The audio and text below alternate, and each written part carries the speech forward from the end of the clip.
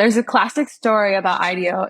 Many years ago, IDEO designed a kid's toothbrush for Oral-B, and an industry assumption at the time was that kids have small hands, so their toothbrushes should be smaller and thin.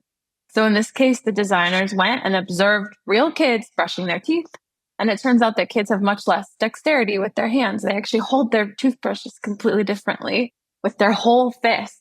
And the insight was that kids actually need fat, squishy toothbrushes. And that toothbrush became the number one kid's toothbrush.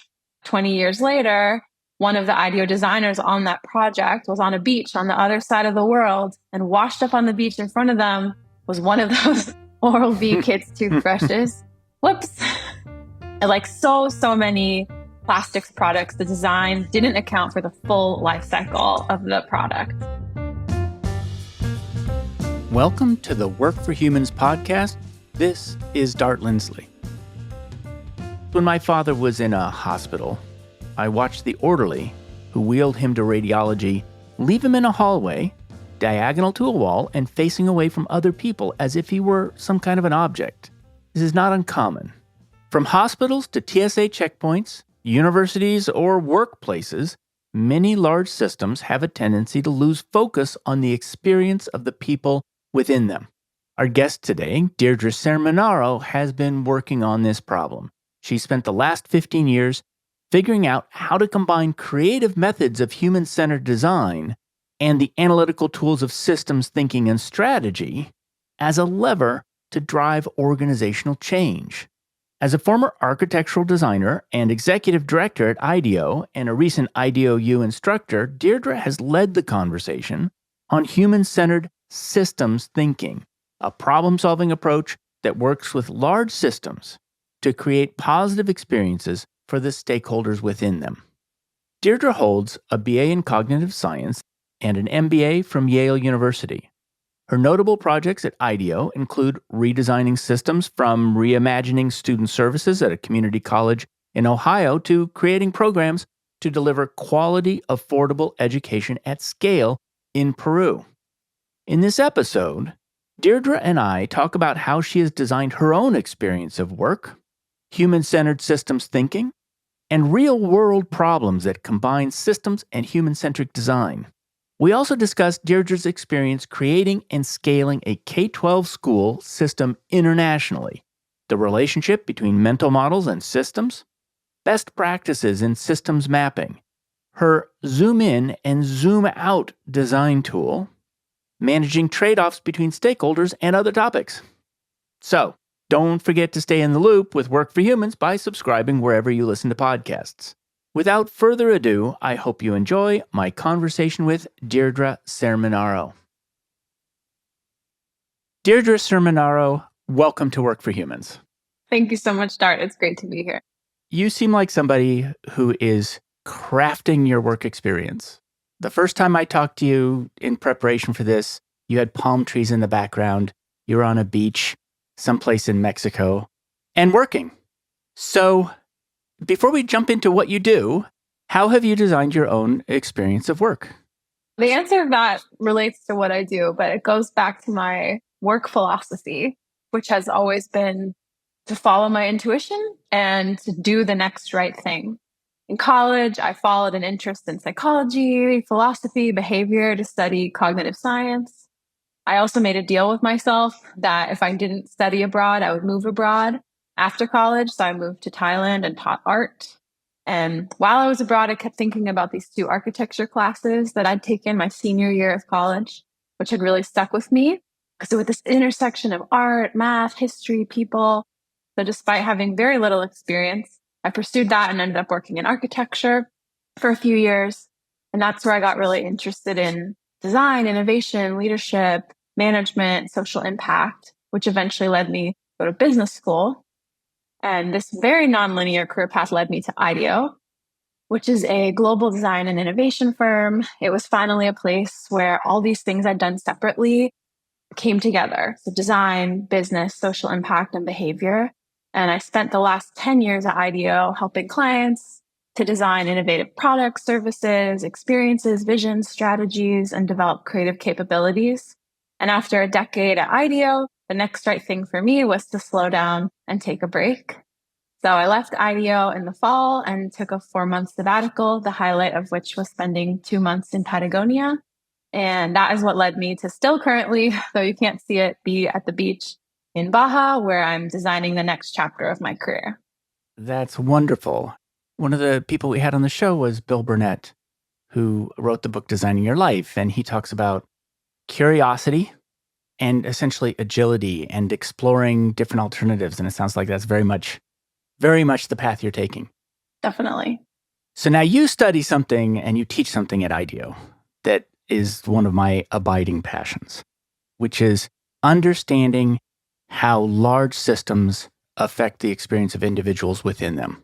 And for me, it's almost like an art form, which is if systems were a medium, how would you design them to create a different kind of experience or the right kind of experience? And I see a lot of examples where it's bad, going through TSA or in hospitals. There was one time when my father was in the hospital and he was being wheeled to radiology.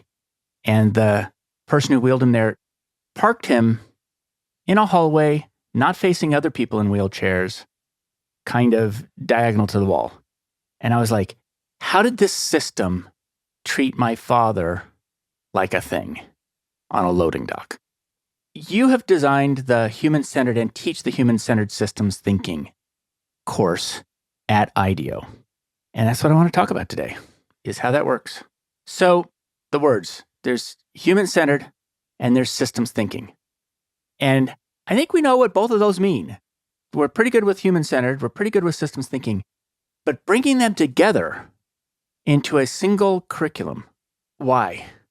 One thing to be clear, the course that I teach, it's with IDEO U, which is IDEO's creative school for leadership. And I'm the lead instructor for that course, but I don't work at IDEO anymore. Just want to make sure that's clear. Right. Make that clear. Yeah. Absolutely. Yes.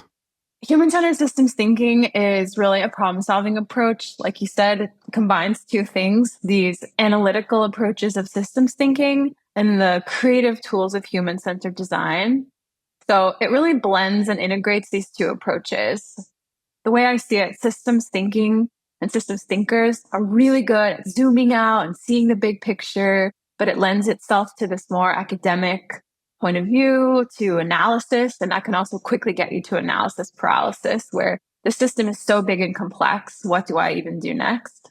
And also thinking at that systems level can take you really far from the experiences of people in the system, which is what you just said.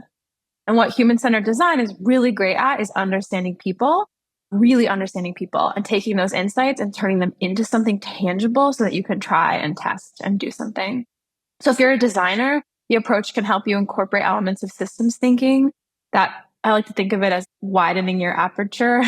You can see and take into account the bigger picture. And if you're a systems person, it can help you come down from that 10,000 foot level and really connect with people and incorporate what you see to understand people, humans, and the system. And so for some people, this is very intuitive. Many elements of what we'll talk about sound very similar to service design or organizational design or systems architecture. Some people already do this, but don't call it this. I talked to someone the other day who said learning about this gave them the language and tools and confidence to do something they were already doing intuitively. So it really is where these approaches meet each other and where by having an approach, you may do it intuitively, but you can do it more intentionally. And where these approaches can kind of bring out the best in each other.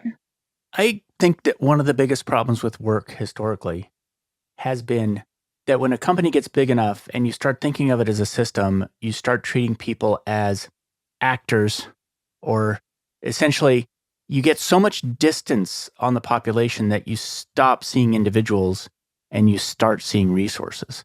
I can see it that this is very useful for two different populations. One population is a population whose job it is to think architecturally and to give them the tools to bring it down and think about what the experience is going to be for individuals. I can also see it for people who are in the business of solving challenges for individuals and giving them tools with which to look bigger than that and see what the bigger sources of that experience might be in the system. So IDEO's roots are, I think anyway, in product design. So, when I think of IDEO, I think of a product design house. And I think that's just old news. I think IDEO is a lot more than that now. It's been thinking a lot more than that for a long time. It's just that they're so famous for the mouse. But is product design a subset of this approach? Or are they two different approaches to different kinds of problems? I love this question. I think you can, and in many cases should, bring a systems lens to many, if not most, problems. There's a classic story about IDEO. It's a bit of an apocryphal story, but it makes a point. And the story goes, and this part is true, that many years ago, IDEO designed a kid's toothbrush for Oral-B. And an industry assumption at the time was that kids have small hands, so their toothbrushes should be smaller and thin. IDEO's approach is called design thinking, or human-centered design, or user-centered design. Those all mean the same thing. And it starts with really understanding and empathizing with people. And one method for that is observation and ethnography and talking to people. So in this case, the designers went and observed real kids brushing their teeth. And it turns out that kids have much less dexterity with their hands. They actually hold their toothbrushes completely differently with their whole fist. And the insight was that kids actually need fat, squishy toothbrushes. And that toothbrush became the number one kid's toothbrush. That sounds like a simple human-centered product story, but the story continues that 20 years later, one of the IDEO designers on that project was on a beach on the other side of the world, and washed up on the beach in front of them was one of those Oral-B kids' toothbrushes. Whoops. And like so many plastics products, the design didn't account for the full life cycle of the product. Here's a 20-year-old toothbrush sitting on the beach in Indonesia. And IDEO talks about this story now in their climate work. It's a great example and reminder of the circular economy and how important that is in product design, but also more broadly that even simple things are part of larger systems. So as you said, IDEO's roots are in product design, and over the last few decades, certainly IDEO's work, but also design in general, has started to tackle more and more complex challenges, from products to services to experiences to businesses and organizations, cultures, big social challenges. So to go back to your question, I don't think of product design as a subset of systems design, but it's as an additive and expansive approach, something that can be integrated in. And the more complex the challenge, the more necessary it becomes. Because as we've seen, even with something seemingly simple like a toothbrush, there's a systems design challenge behind that. Right. And that's a third challenge. So I named two. You're a systems person. You need to make sure that you don't forget people.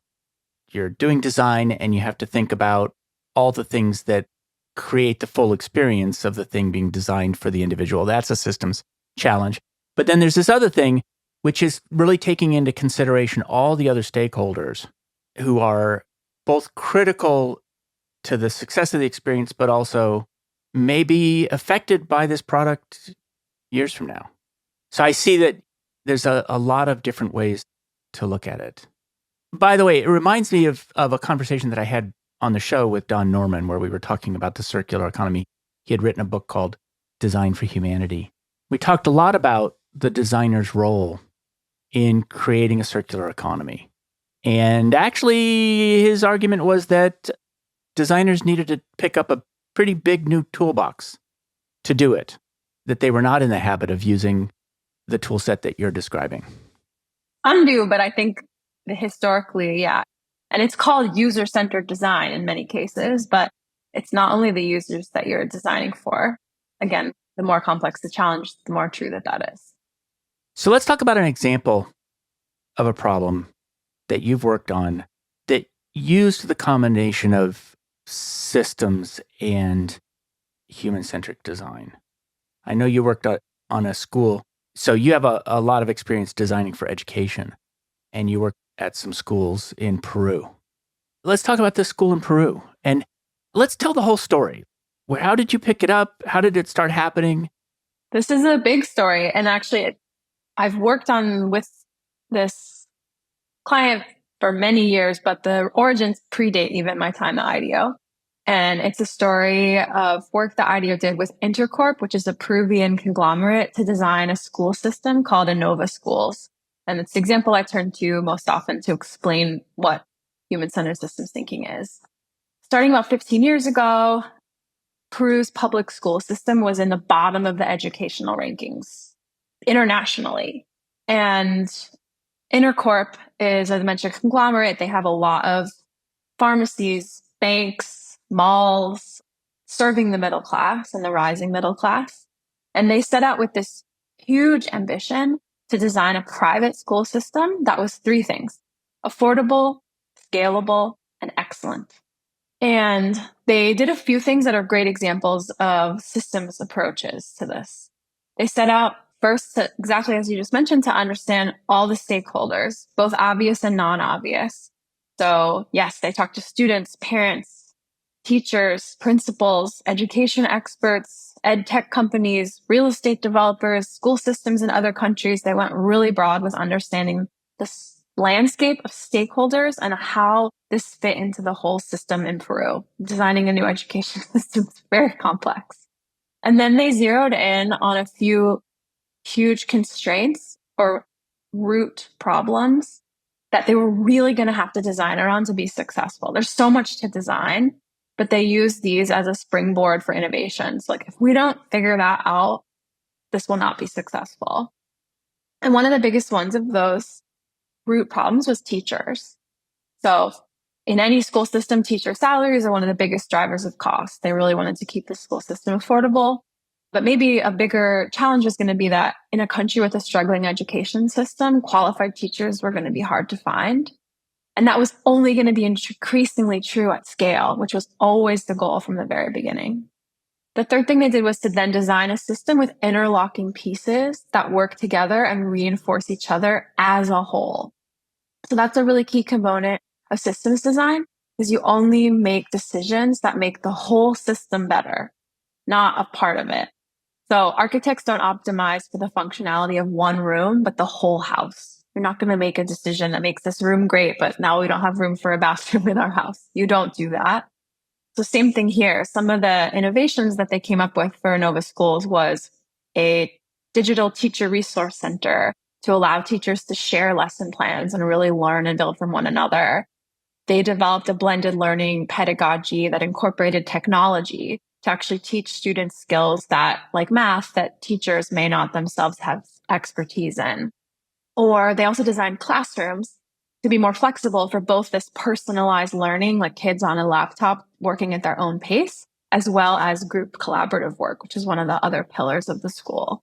They then designed a campus that was modular, that took these classrooms and made it modular so it could be adapted to different school sites. They knew they were going to scale. We're always going to have these different school plots. They didn't want to have to start over every time. So they developed a modular system to building these schools. And then they developed a business model that underpins all of this to keep the school at an affordable price for the rising middle class families. And the goal was always to have impact at scale, not just in Peru, but to build a school system that could have a positive impact in the region. And since then, it's actually hard to keep up with the numbers because they keep changing and opening schools, but they have over 70 schools in Peru, over 50,000 students, and actually have opened 10 schools in 3 other countries in Latin America. So there's been so many innovations since then, including the teachers at different points in scale, and they anticipated this happening. They knew they'd have to find new solutions. So at one point, they designed a whole new teacher training program. At one point, they actually designed a teacher training institute. So they've continued to iterate and evolve the model, but it's been extremely successful and is a great example of both understanding the landscape and then designing a system that actually functions as a system. I'll tell you what kind of a problem that sounds like. This is a labored analogy. Brace ourselves. It reminds me of protein folding. Here's why. Why it's very, very hard to predict how proteins are going to fold is because every part of the protein is solving for its local gradient. And the whole protein has to ultimately fold into a shape. But when you're modeling it, you have to think about how every single charged part of that thing is going to respond. And they're all responding dynamically to each other as they fold. Okay, why do I think it's like that? I think it's like that because what you're trying to create is you're trying to create a dynamic but stable equilibrium. And the way proteins solve this is they fold a little bit and they see what's going on, and they fold a little bit and they see what's going on. And I wonder if this was not a think design, we're done thing. I would imagine that it had to get a rough draft, start to build, discover how things worked, build some more like it. It must have been iterative. Oh, absolutely. This team that built Inova is amazing and some of the most inspiring leaders you'll ever meet. But one funny story about that is at the beginning of this, there was first of all, there were a few schools that they started with. And so they were able to try and test things as they were going and building. Definitely, there was a lot of testing, iterating, prototyping of the model. And then there was a big book that was printed that had like, here's the school model, like this is it. And there was one page in it that said, there's 8,000 details in here, but like, here are the three things. Like, you got to get these right. And that was really important for systems design because it's so easy to get, like, got to do so many things when you start a system. There were a couple things that were like, got to keep figuring these ones out. And also, that book, a year later, joked there was a physical book that was covered in Post-its and that all those ideas in there had grandchildren. Like, they hadn't evolved past one phase of it. They'd actually evolved past multiple phases of it. And I worked with them when they were expanding the school system for the first time internationally to Mexico. And at that point, we did where is the school system today as a whole? Because it had evolved. But it's exactly that. It's evolving intentionally. There's experiments, but you're also making sure you bring the whole system along. So how can we expand to Mexico? How can Mexico help us learn in Peru? How can Peru help Mexico learn? And it's always been this system that's never satisfied because they knew the blended learning approach was very innovative at the time, became much more common. They knew that it wouldn't be enough to innovate once. There's been so many iterations over time, and that mindset and approach has been built into the DNA of the schools, including for the students. There's an innovation program that the students take to also learn these skills because they are also part of the pedagogy was teaching students to be creative and resilient and innovative and problem solvers. We had Leslie Ann Noel on the show who wrote the book Designing for Social Change. And she talked a lot about how the people who are inside the system need to be participatory in the design of the system. I'd love to get all the students working on it. There might be an interesting nugget in there, which is that a part of the design of this school was attracting the teachers. A part of attracting the teachers is pay, which we've mentioned. But were there any, do you recall, considerations about what teachers really wanted from this work that were a part of the design? I'm 100% sure that there were. I'm not sure that I could tell you what they were in the beginning. A lot of learning in Peru and in many countries is very rote learning still. The teacher stands and delivers content. Students take notes, write it down, and parents can see at the end of the day what their kids did because they come home with a notebook full of stuff. A challenge with this model was also really being able to explain to parents that you can't see that notebook, but they did learn today. Part of the value proposition was allowing teachers to teach in a new way, but they knew that wouldn't last either because they're also hoping that other people will see what they're doing, see that it's leading to better educational outcomes, and actually start to shift other school methods too. So that wasn't enough. And again, at scale becomes increasingly challenging. So yes, definitely the needs of teachers were taken into account. What are teachers looking for? Their school systems run on teachers. Teachers are so important and valuable and underpaid. And so, yes, definitely that was core to how they thought about it. I can see that though, autonomy to teach.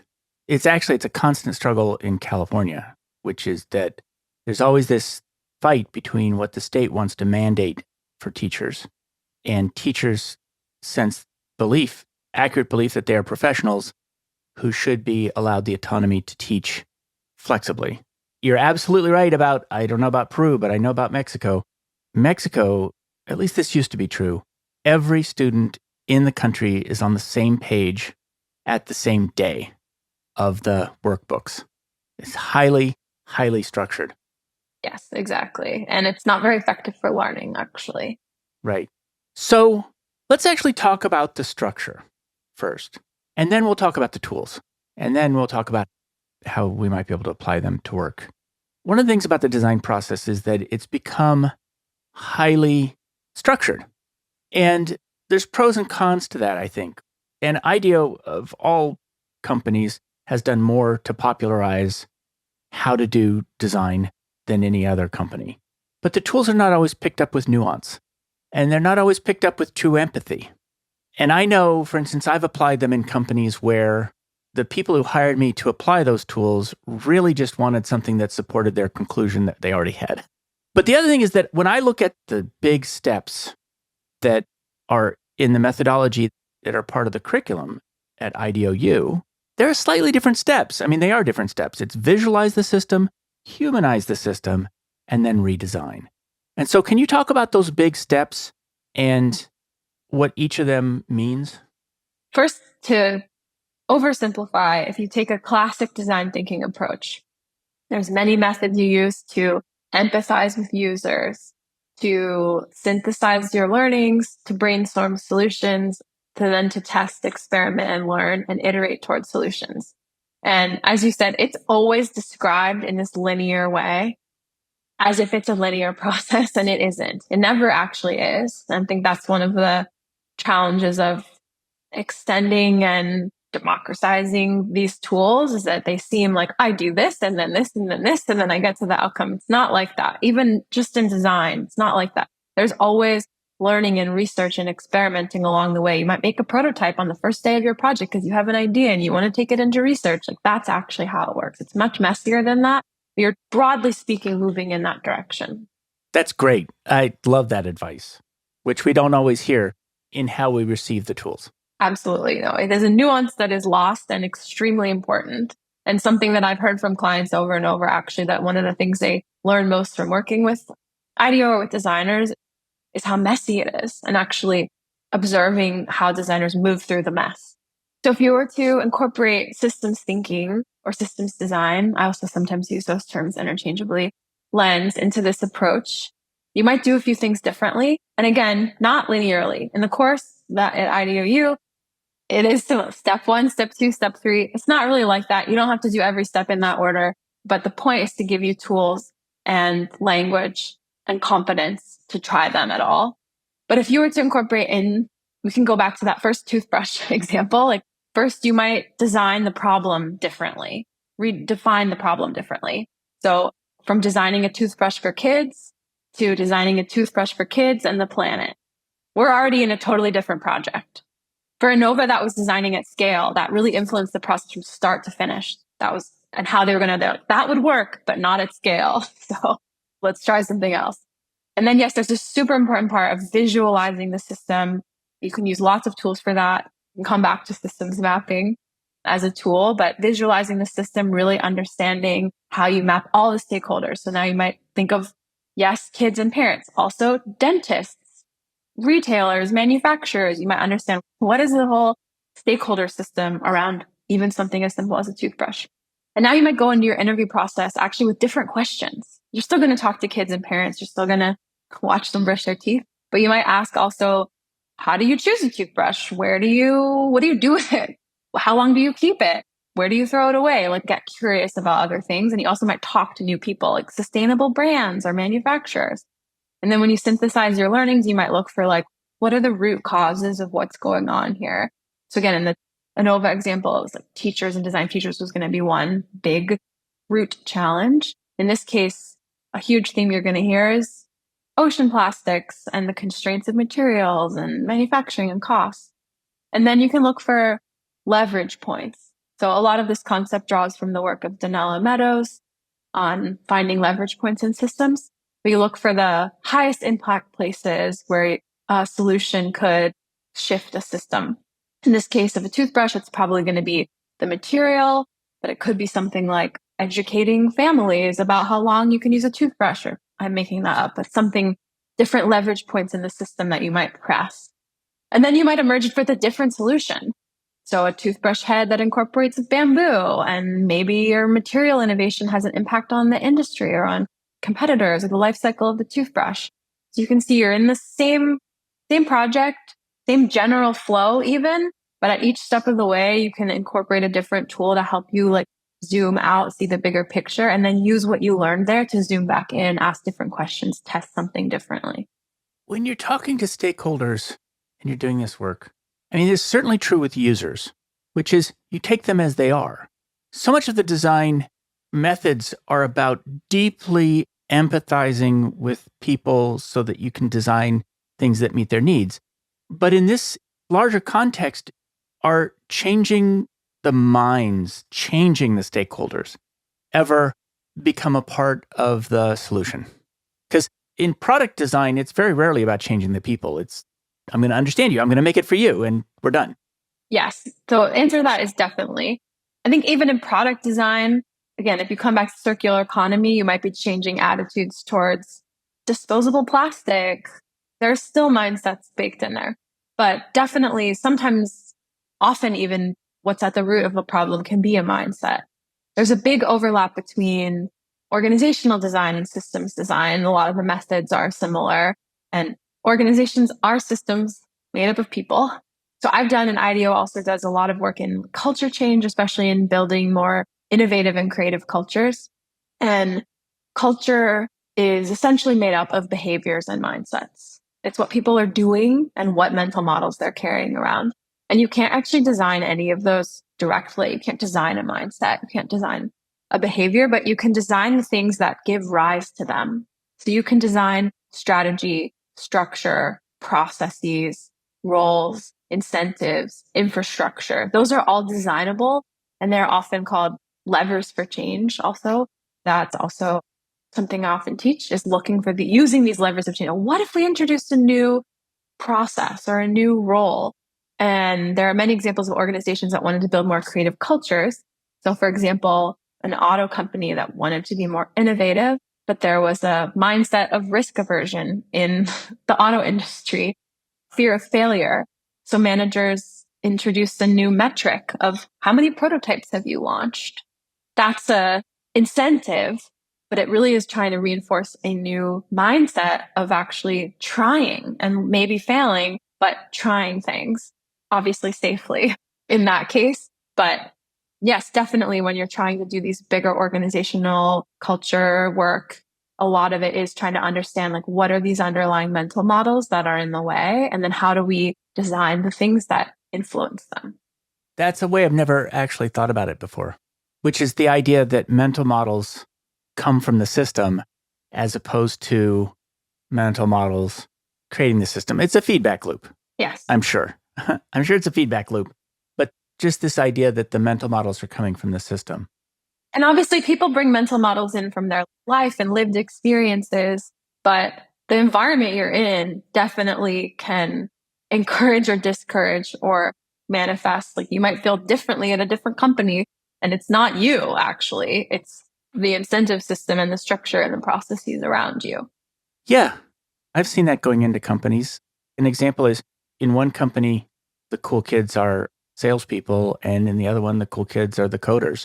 And that's a very different value system. And I think we're highly adaptive, maybe too adaptive to the value systems that we find ourselves in, right? So I think that makes a lot of sense. So I want to talk about the tools. There's two big ones that I see in your work. One is zooming in and zooming out. And we've talked a lot about that already, which is zoom out to see more stakeholders, zoom back in to solve, right? Which is that something that you've written and spoke about is that if you stay zoomed out too long, you don't know what to do, right? And you have to zoom in and actually start making specific changes. And it also sounds like, I was going to ask this question, but I think you've answered it, which is you also zoom out to see longer time horizons. I think that's a very good way of putting it. It's definitely the case in circular design or scale, or actually, we're not just designing this product or this school for tomorrow, we're designing for a much longer time horizon. That definitely happens. And it happens in both ways. When you stay zoomed out, you can get stuck. And when you stay zoomed in, you can get stuck too. Like, wait, what problem are we trying to solve? What is this for? And it's a way of getting unstuck. I like to think of ways to get unstuck. You can go like, oh, I'm really overwhelmed by this problem. Okay, I'm going to go do another interview. I'm going to just write down what to make something that's in my head and show it to someone else. Like, get out of that feeling. And similarly, you can be staring at something like, I forgot what problem I'm trying to solve, or I'm stuck on this. What if I zoom out and talk to someone I haven't talked to, like take a step back. And zooming in and zooming out is, I think it's the most critical mindset. This is, again, something that's totally intuitive for some people and can't help but do it. Some people are more comfortable zoomed out or zoomed in to overgeneralize. And so it's an important mindset. I think when you become like really fluent at systems, you're doing it constantly, all the time. Oh, that connects to this. And oh, I see this big pattern and theme. Oh, what if we tried that? That's just constantly happening in your brain. But it's also something, like I said, you can do intentionally. You can also use it as a tool in these moments where you're stuck to either zoom out or zoom in and get unstuck. I can just say from experience, it can be exhausting. You're like, strategy tactics all day long. Absolutely. Now, systems mapping. Let's talk about the pros and cons. Because the way I think in general of things like systems maps is that the visual part of your brain is just ginormous and can handle way more information than other parts of your brain. And so just getting it out there on the page in some form gives us access to it. But what are some of the best practices of systems mapping? What you just said really resonates with me. I like to say that there's no wrong way to make a systems map. For me, systems mapping is fundamentally just about visualizing a system. The first reason for that is just to make our mental models visible to each other. Even at that basic level, it allows you to understand a problem in new ways. Like right now, we're talking about work. You and I might actually have different mental models of work. If I asked you to draw a picture of it and I drew a picture of it, we would learn something from doing that. And it's not about being good at drawing. It is about just trying to communicate what's in your head, especially when you're talking about complex topics. This is somewhere people are often using the same words, actually are thinking about different things, and so much gets lost. Like, what do you mean by strategy? What do you mean by that word? Tom Wooyek has a really great TED Talk on this about solving wicked problems. And he goes through how you can really use simple visualization to help make unproductive conversations productive. So I'm a huge fan of systems mapping in this sense of, how do you see that? Can you just draw that? And getting these mental models out of our heads. There are also types of systems maps you can make. You can make one we've referenced a bunch today is like network maps or stakeholder maps, where you can both see who are all the stakeholders in this system, but then also like, what is the value exchange between them? So you can say, okay, where is knowledge moving in this system? Where does trust exist? Where is there some kind of emotional connections? Where are actual goods and services changing hands? It is always revealing to track where money moves within a system. There's also process maps. So this is very common in service design or user journeys, like trying to a little more linearly, what like onboarding for an organization, what is actually happening from start to end. That's another version of a systems map. And similarly, two people might have very different understandings of how that works. Like, here's how I think our onboarding process works. Ask someone in a different department, get a different answer. There's something interesting there.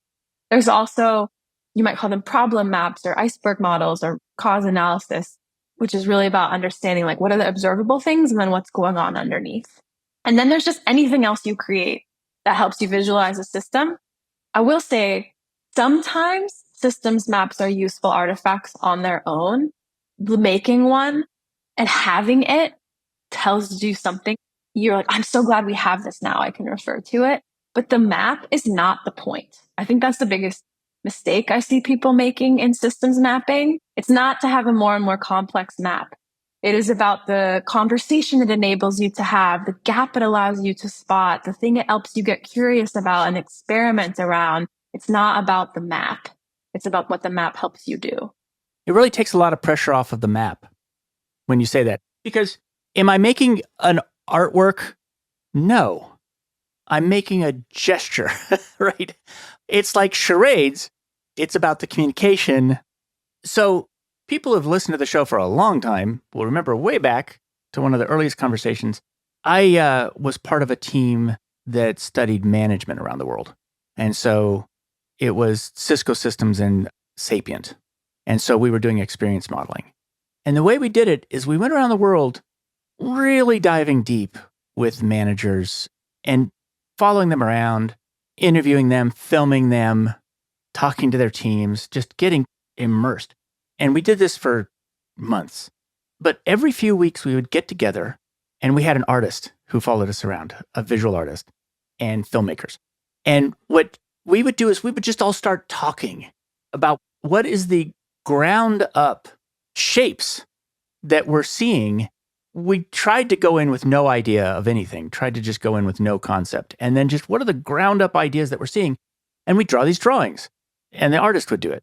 And then we'd say, that one right there, really not very good. And we were just, but we did iterations of it because we had to, it was a team of 6, but we had to come to some common understanding every few weeks of what was going on in our heads. And then at the end, they came out as something quite coherent. And I'll tell you the question that was one of the most powerful questions that we asked managers. It happened by accident. It was a very vague question. So how does it all fit together? And we thought, no way they can answer that question. No way they can answer it. And then they'd sit forward and they'd say, well, it fits together like this. And they'd start to draw it. And they would draw the networked world around them in different ways. Different people saw it differently. But just this weirdly weird, vague question. So, like you could ask it somebody on the street. So how does it all fit together?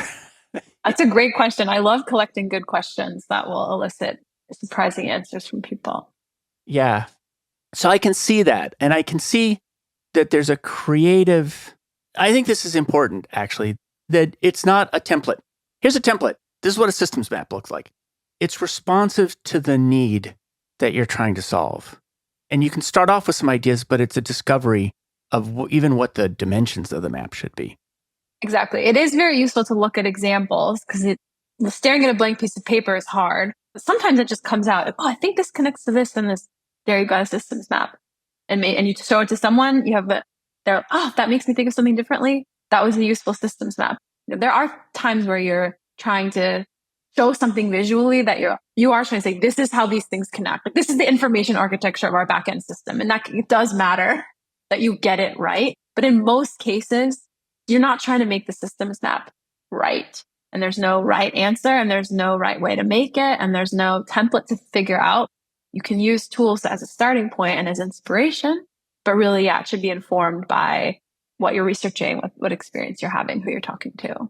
It's also a really good research tool to ask people to draw things, to draw systems maps themselves.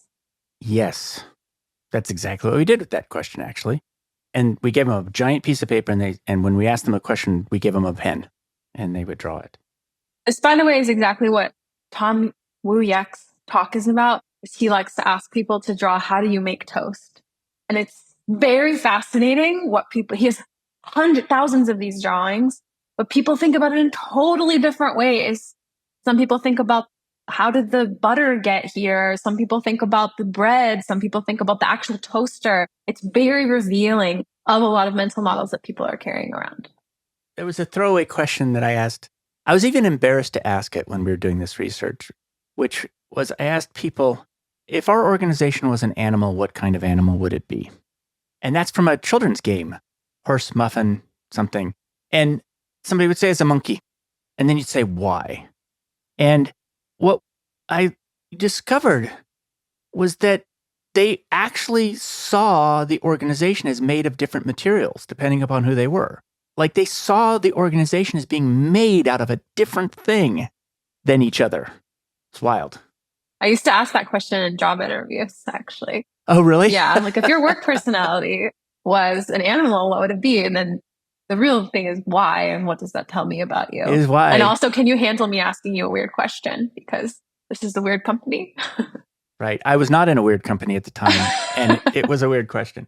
Have you ever seen human-centered systems design, other than Peruvian teachers, applied to the experience of work? Definitely. As I said, there's a lot of overlap and intersection with organizational design, since organizations are systems. One example I go to often is actually, I've mentioned it before, but designing onboarding. So that's one of the most important moments in the employee life cycle. I worked both with a big tech company on their onboarding process and also actually on IDEO's own onboarding. Onboarding is way more complex than it seems. You're like, oh, HR does that, but it's not really owned by one team. It touches nearly every part of an organization, from HR to tech to the manager to the new team to facilities to peers. It actually involves everyone because the person's experience is of their first day, not of HR. And so we used a lot of the same tools. Preaching to the choir on that one. When I see onboarding projects, if I saw them coming down the street, I would cross to the other side of the street. That's because everybody's involved. It's very, very hard to coordinate all of the actors. You have to get their identity. You have to get them a computer. You have to get them a phone. You have to teach them about the culture. You have to find a seat for them. So facilities is involved. It just goes on and on and on. And all of these different organizations, you have to get their bank account number so that you can direct. I mean, it just goes on and on and on, all the things that you have to do. And it's very hard to pull it off elegantly. It is. It gave me a lot of empathy trying to also do it for IDEO. It's extremely complicated. And we didn't design the perfect onboarding process, but we improved from where we were. And we did a similar thing, mapping out like, who are all the people involved in this process? This is a little bit of a blend between the two projects, but also same as you would in service design. Who is doing what, when, and also asking different people to draw, what do you think is happening? Because there's a lot happening no one could see. It was happening somehow, but no one was actually managing it. Or in some cases, no one told the location that this person was going to show up. That happened after a big reorg where we realized like, oh, we need different systems.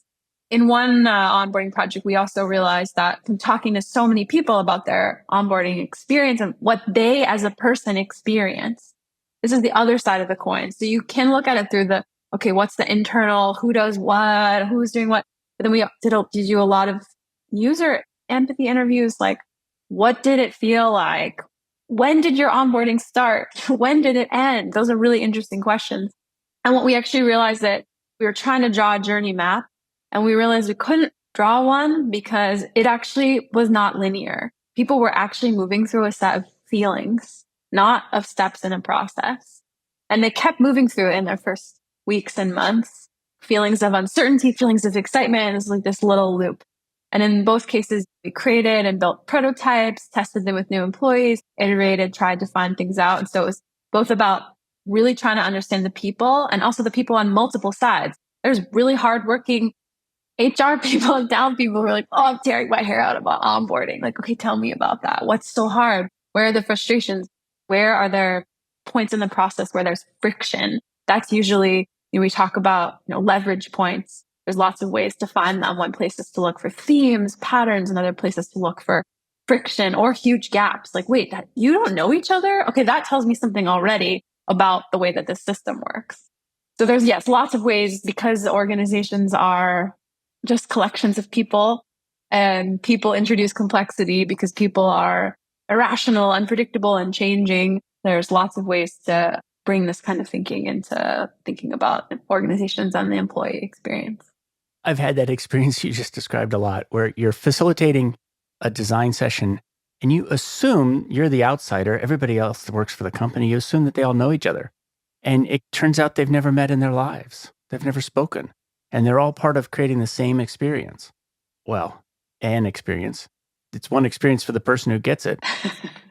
I'm going to forget exactly how this is phrased. There's a famous quote about that. That's basically like everything is like perfectly designed for the way that it is. So it might not have been designed intentionally, but it is leading perfectly to that outcome. And so that also means there's an opportunity to redesign it. I'll think about that the next time I interact with one of these large systems. This is perfectly designed.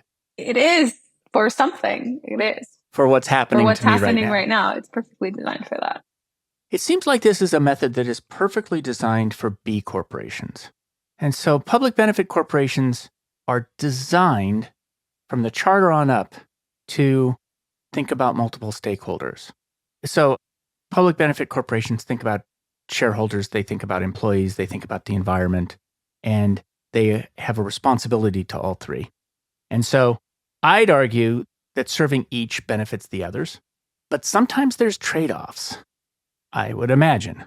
And so I guess it's a general question about this, which is you're looking for the mutual optimum, but how do you manage trade-offs?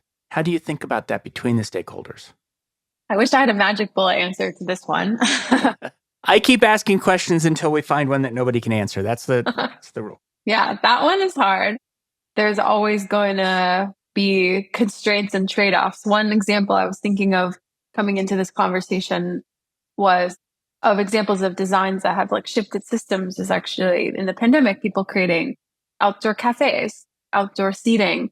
Of course, that solved a problem of how are restaurants going to stay open? How are people going to eat? But it also shifted the feeling of city streets, the urban landscape. But it wasn't all positive. It also made parking really hard and traffic. And there's been a lot of debate about them and going away and coming back in a lot of cities since then. There are always going to be trade-offs and constraints. I think, like you said, in an ideal world, you're expanding the pie.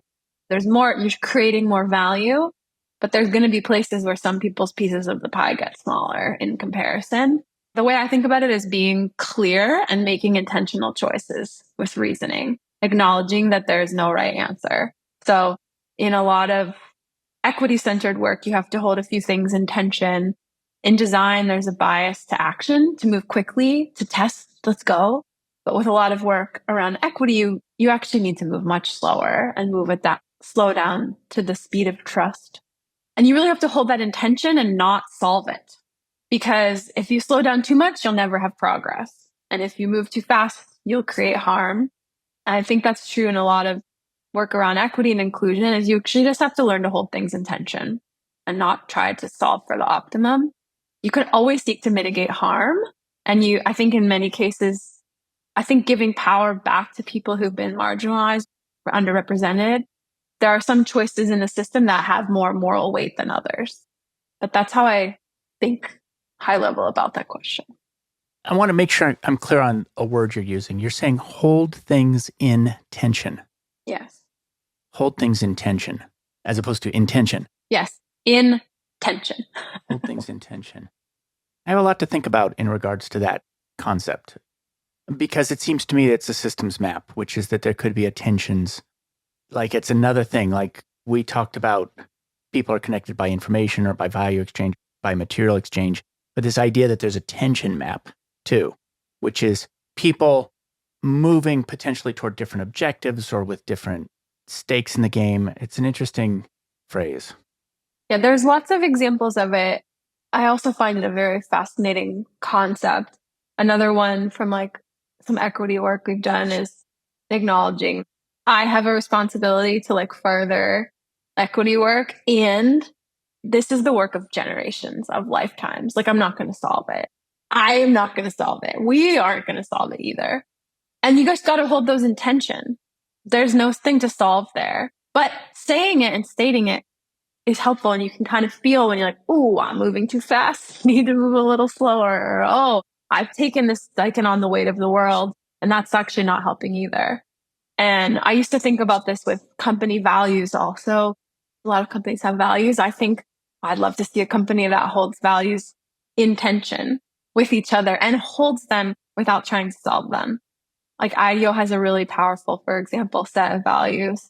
One of them is be optimistic. And optimism is talked a lot about in design. You got to have optimism. And it's true. There are times where it really is helpful to be like, well, what if we could solve it? Let's just put that hat on. You have to believe that some better outcome is possible. But also being optimistic has this huge shadow side that you have to always be happy or can't critique things and can't actually show up as your full self. There's lots of problems with optimism. And I think part of that would be mitigated if it just had a counterpart so that you aren't like, I got to always be optimistic. You don't. I've actually seen that turn into some fairly damaging gaslighting. Organizational gaslighting. Everything's great. And everybody's just like holding on by their nails. Exactly. And I think there's something powerful about saying this isn't to be solved, but we want to acknowledge there's a tension around it. It's similar in this stakeholder trade-offs. You're going to make trade-offs. You have to make trade-offs. You can be clear, like, hey, we're choosing this. It's going to affect this. And here's why. Here's our rationale. And we'll come back to it and see what happens. But we're going to make a decision. And we've done the work to say, are we going to do more harm than less? There are things you can do to mitigate that, Or you can say, we're going to hold intention that this is going to be a trade-off between these two things. Let's just make that clear. So as you know, I ask design questions about work. I've asked many people this question. What do you hire your job, Deirdre, to do for you? I'm so glad to be asked this question now because I'm in this liminal state of my career. So I think I hire my job to do a couple things for me. One is to be an outlet and also a fuel for my creativity. So the feeling of unlocking a puzzle, of using my spidey senses, of taking what is a hazy thought and turning it into something you can touch. That's something that I hire my job for. I also hire it to make friends and communities of people who inspire me and like keep chasing that feeling of energetic collaboration. Like there's a feeling and an energy to that that is so motivating and satisfying. I also hire my job to provide me with constraints. So it reminds me of a story of one of my mentors where she once moved to Paris for 6 months just to make art. And she didn't actually make very much art, and it helped her discover that she really loved design, like not art for art's sake, but creating things with constraints and with other people. And so I also hire my job to bring me other people's problems or to bring me problems and challenges that provide a set of constraints within which to be creative. Design loves constraints, and I love them too. I also hire my job to have an influence that is bigger than me. So to do things that I can't do alone and to impact more people in the world than I can on my own. And also to provide me with money and stability and enable my lifestyle outside of work. So while my sabbatical has been very restful and life-giving in many ways, it didn't provide me with any of these things. And that has been very revealing of what I hire my job to do. I love the way you say those. Many of them I have names for. But sometimes what you hear when somebody responds to that question is that you have a name for something that has more ways of being than you thought. So one of them is to discover the unknown. But interestingly, a lot more people than I expected have answered the question to discover the unknown. But for you, when you talk about it, I like the sense of spidey sense, which is the idea of using potentially your aesthetic mind or your intuitive mind to know where to look in the unknown, to know which direction to go into the unknown. Yeah, that's exactly right. A lot of systems designers, systems thinkers are really good synthesizers. And it's one of my superpowers. I can like hold a lot of complexity and be like, oh, here are the three things that matter. And I love that feeling. It's like very invigorating. Like, oh, yes. And I do think it comes from a lot of practice and intuition. And sometimes it comes from pulling on the right tool. And like, I think what we need to do now is this. And I think design can be both very rigorous and very intuitive. And it's that balance between them. Again, holding two things in tension, not solving them. And that almost like chasing that feeling of, oh yeah, there it is. Ah, that's it. I got it. We got it. It's a great feeling and energy. There's a word that I don't think means what I think it means, which is eutheria, the joy of figuring things out. I don't think that's what that word means. But I read it once and I thought that's what it meant. And ever since it's been in my vocabulary. I like that word. What does your job cost you? It costs me flexibility when I have a job.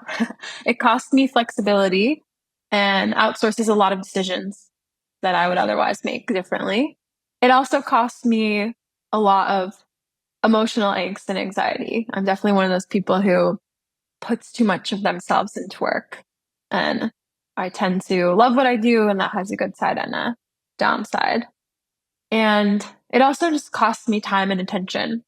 Time not spent doing other things, hanging out with my dog or going on a 3-week backpacking trip, things I did on my sabbatical. It costs me that.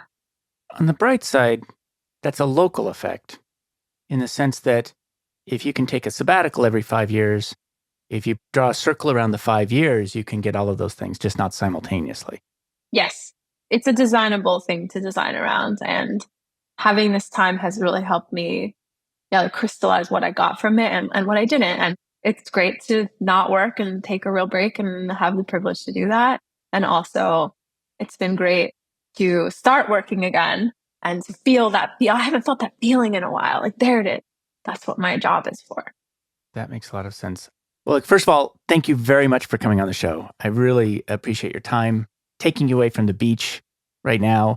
You could be sitting in the sand. Where can people learn more about you, learn more about your work, find the course that you teach, and other things? People can find me on LinkedIn. That's where some of my articles and upcoming workshops and speaking engagements are to connect. And also the course is on IDEOU, which is IDEO School for Creative Leadership. It's a course on human-centered systems thinking, a lot of the topics we've been talking about today, and features me as an instructor. It's usually offered every couple times a year. And those are the best places to find me. And I am exiting and transitioning back into work mode. So it's a good time to connect and reach out. Great. Thank you very much. Thank you so much. Thanks for joining me for another episode of Work for Humans. If you enjoyed this episode, please give us a 5-star rating wherever you listen to podcasts. And share the show with one person you think would get value from it. Believe it or not, this really helps us grow the show and reach more people who want to build the kind of work that people really want. As always, thank you to my producer, Jason Ames at Ninth Path Audio, for his insights into content and his high standard for quality. Final note, the opinions shared here are my own and not the views of Google or Cisco Systems. Thanks again for listening. See you next time.